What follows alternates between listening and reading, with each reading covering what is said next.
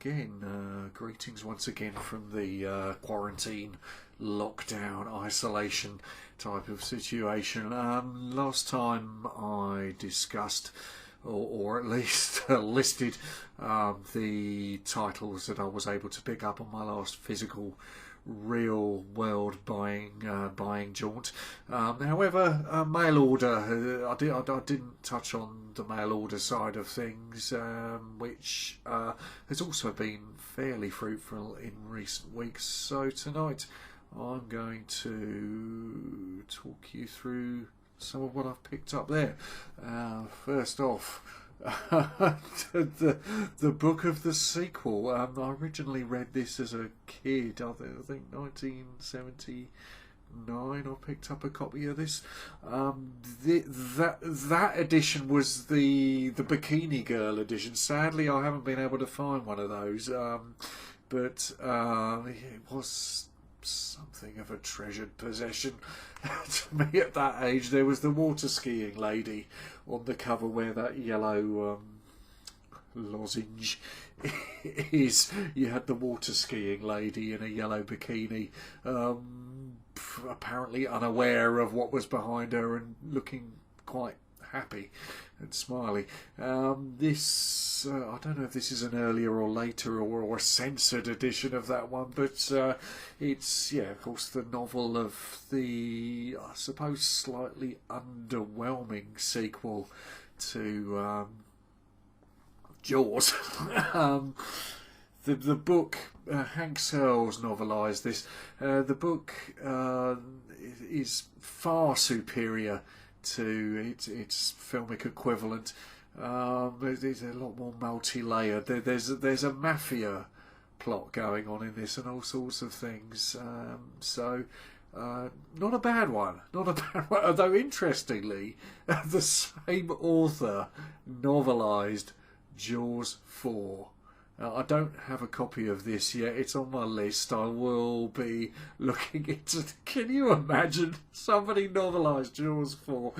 Anyhow, that's that. Next up, a soap opera and tie-in novelisation from 1995. Bing Crosby, David Bing Crosby, who of course was the daft old get in Brookside, the kind of slightly stuffy senior figure with a vaguely military sort of bearing about him, and he was kind of I suppose a counterfoil. I mean, we're talking one of Brookside's kind of most, what's the word I'm grasping for here? One of Brookside's periods of greatness, I suppose, in the mid-90s, where some of the most well-remembered storylines were current. David Bing Crosby, I suppose, played the slightly conservative counterfoil to the various. I won't say everyone. I won't say every character was a scally per se, but he kind of played a counterfoil, a sort of slightly disapproving counterfoil to the various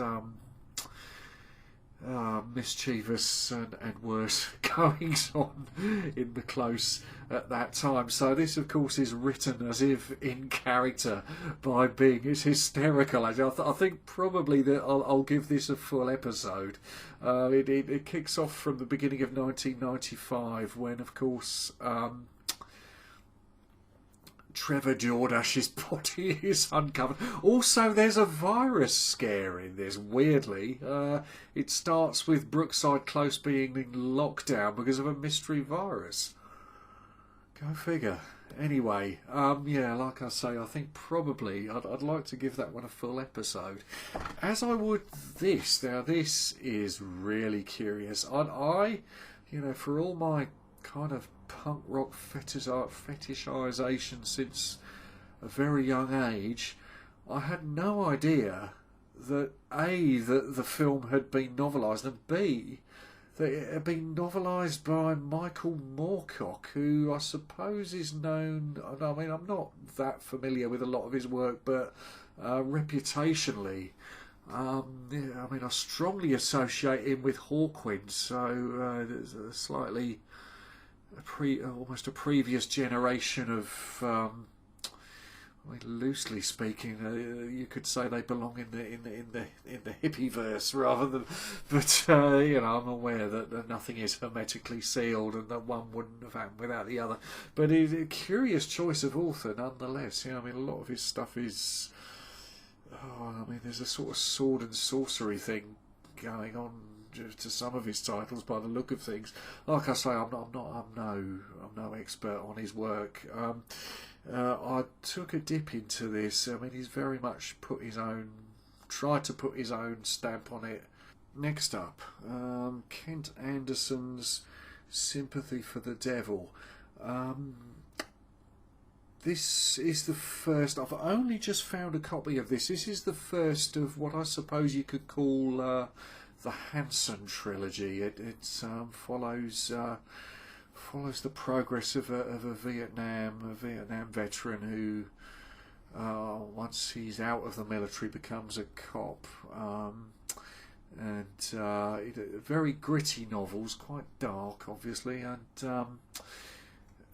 I'd sort of come in halfway through. I picked up his the second in this series, Night Dogs, which was published in the late 90s, and which I've always been a huge fan of, and it took a long time for a sequel to that to appear, which was in 2018 or 2017, a couple of years ago anyway.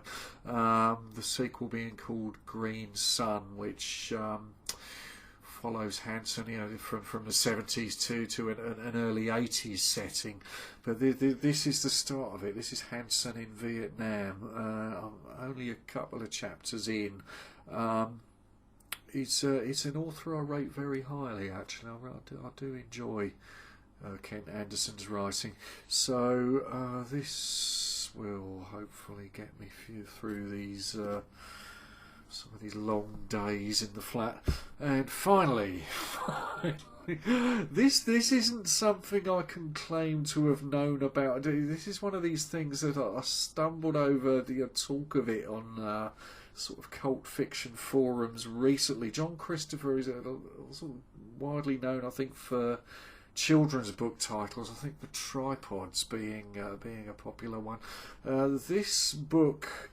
I wasn't able to get an edition with. There's a sort of more classic cover of this title, which more literally paints what is in this book. This is, how can I put this? This is the Nazi leprechaun book. This is the Nazi leprechaun story.